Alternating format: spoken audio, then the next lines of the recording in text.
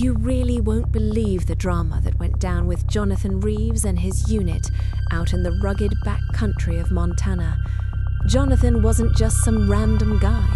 He was a former combat medic who traded his rifle for a hammer, settling into life as a contractor. He lived for the quiet until a freezing November morning changed everything. Before we begin, tell us where you are watching from, and if this story touches your heart, please subscribe. The tension started years ago with Jonathan's childhood best friend, Danny Cortez. These two were like brothers, played baseball together, enlisted together, but they had a massive falling out over something so petty, Jonathan can't even remember the details now. They hadn't spoken in 5 years. Danny became a canine officer, partnered with a legendary yellow Labrador named Maverick. The real mess began during a botched drug raid where Danny was killed. The department line was that it was a tragic accident, but Maverick went missing in the chaos. 2 days later, Jonathan was driving through the woods when he found Maverick dying in a ditch from a gunshot wound. He didn't just find a dog, he found his dead friend's partner. Jonathan dived into medic mode, stabilizing Maverick and racing to a vet clinic. But the moment the unit arrived, the power dynamic shifted from rescue to interrogation. The lead detective, a cold-eyed man named Thorne, didn't see a hero, he saw a suspect. He accused Jonathan of being involved in Danny's death, using their old friendship as motive. The emotional climax hit when the vet found a hidden recording device in Maverick's vest. The audio revealed a terrifying betrayal. Danny hadn't been killed by criminals, but by someone inside the unit to cover up a dirty deal. The shift from fear of arrest to the heavy relief of justice was intense. When the unit finally realized Jonathan had saved the only witness to the murder, their reaction was something no one saw coming: a full honors salute and an offer that changed Jonathan's life forever. The local vet, he didn't wait for a greeting. He shouted that he had a police dog with a gunshot wound and an arterial bleed. The voice on the other end was hesitant, asking if he was sure it was a police dog. "Just get the table ready," Jonathan roared, slamming the phone down. He looked back at the road just in time to see the taillights of a dark SUV disappearing into a side trail. He wasn't alone out here. The realization sent a jolt of pure ice through his veins. Whoever had shot Maverick was likely still nearby, and they wouldn't want a witness, human or animal, making it to town. He pushed the speedometer past 80, the truck fishtailing as he ignored the danger of the cliffside. Maverick let out a faint, high-pitched whine that cut through the roar of the heater.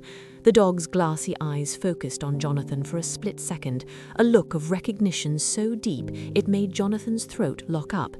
This wasn't just any canine. This was the partner of the man he'd called brother for 20 years before pride tore them apart. Danny was dead, and this dying animal was the last piece of him left on Earth. As the vet clinic finally appeared through the whiteout, Jonathan didn't slow down until the last possible second, skidding into the lot and jumping out before the engine even stopped. He scooped the heavy Labrador into his arms, feeling the warm, sticky blood soak through his own shirt. He burst through the clinic doors, shouting for help as 2 techs rushed forward with a gurney. He watched them wheel Maverick away, the dog's tail giving one final limp thump against the metal rail. Jonathan stood in the lobby, his hands stained dark red, staring at the closed doors of the surgery suite. He was shaking, not from the cold, but from the sudden, overwhelming weight of the past 2 days. He had just saved his best friend's dog, but as he turned toward the window, he saw the blue and red lights of 5 police cruisers screaming into the parking lot. They didn't look like they were coming to thank a hero. They looked like they were moving into a tactical stack. The doors to the clinic flew open, and Detective Thorne stepped in, his face a mask of cold fury. He didn't ask about the dog. He didn't ask if Jonathan was okay. He walked straight up to Jonathan and shoved a pair of handcuffs against his chest. "Jonathan Reeves, you're coming with us," Thorne said, his voice a low, dangerous growl. Jonathan looked at the blood on his hands and then at the detective's eyes, realizing with a sickening jolt that the rescue was only the beginning of a nightmare. The interrogation room was a concrete box that felt smaller with every passing second. Jonathan sat under the buzzing hum of a single light, the dried blood on his skin beginning to itch and flake. Detective Thorne sat across from him, tossing a manila folder onto the metal table with a loud, intentional bang. "Let's talk about logging Road 12, Jonathan," Thorne said, leaning into the light. "That's a long way to go for a shortcut to a lumber yard that was closed today." Jonathan felt the trap closing. He explained his medic background, his friendship with Danny, and the pure luck of spotting the dog in the ditch, but Thorne just smirked, a jagged, ugly expression. "We know you and Cortez hadn't talked for 5 years, Thorne said, tapping a photo of Danny's body. "We also know you still had his number. Maybe he called you. Maybe he told you where the money was hidden before he died, and you decided you didn't want to share with the dog." The accusation was so wild it felt like a physical blow. Jonathan's temper flared, his hands slamming against the table as he stood up. "I loved him," he shouted, his voice cracking. "I would have died for him." The guards at the door shifted, their hands moving toward their belts. Thorne didn't blink. He just sat there, watching Jonathan crumble, waiting for a confession that would never come because the truth was buried under layers of lies he hadn't even discovered yet. Just as Thorne opened his mouth to speak again, the door clicked open. Dr. Vasquez, the vet, stood there in her surgical scrubs, her face pale and her hands holding a small, clear evidence bag. She didn't look at the police, she looked straight at Jonathan. "The surgery is over," she said, her voice trembling slightly, "but we found something that shouldn't have been there."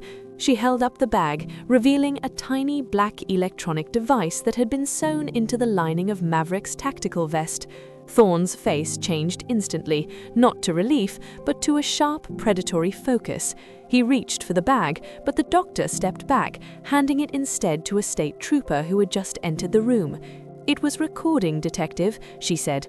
"It's been recording since the moment the raid started." The room went silent as the trooper plugged the device into a laptop on the table. The audio was a nightmare of sound, shouts, heavy boots on wood, and then the unmistakable bark of a Labrador. Then came Danny's voice, clear and terrified. "Who are you calling? The perimeter is supposed to be closed." A second voice, muffled but familiar, replied with a cold command to drop the weapon. A single shot echoed through the speakers, followed by the sound of a heavy body hitting the floor and Maverick's agonized howl. Jonathan watched Thorne's hands. The detective was gripping the edge of the table so hard the metal groaned. The audio continued, and a voice, Thorne's voice, came through the speakers. "Get the dog. He's wearing a wire. Do not let that Labrador leave this forest." The silence that followed the recording was absolute. Every officer in the room turned to look at Thorne, their expressions shifting from suspicion of Jonathan to a cold, hard realization of the monster in their midst. Thorne didn't even try to run. He just slumped back in his chair, his eyes fixed on the blank screen of the laptop. The state troopers moved in, their movements efficient and silent, as they stripped the detective of his badge and sidearm. Jonathan felt a wave of nausea hit him. The man who had been accusing him of murder was the one who had pulled the trigger on his best friend and his dog. 20 minutes later, the hallway of the clinic was crowded with the rest of the canine unit. They stood in a double line, 12 officers and their dogs, creating a path of honor. As Jonathan walked through the doors toward Maverick's recovery room, every officer snapped to attention. Captain Hayes stepped forward, his eyes moist as he handed Jonathan a small velvet-lined box. Inside sat Danny's badge, cleaned of the Montana mud.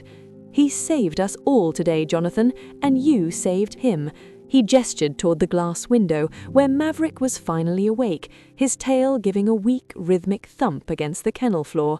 The dog looked at Jonathan, and for the first time in 5 years, the heavy weight in Jonathan's chest began to lift.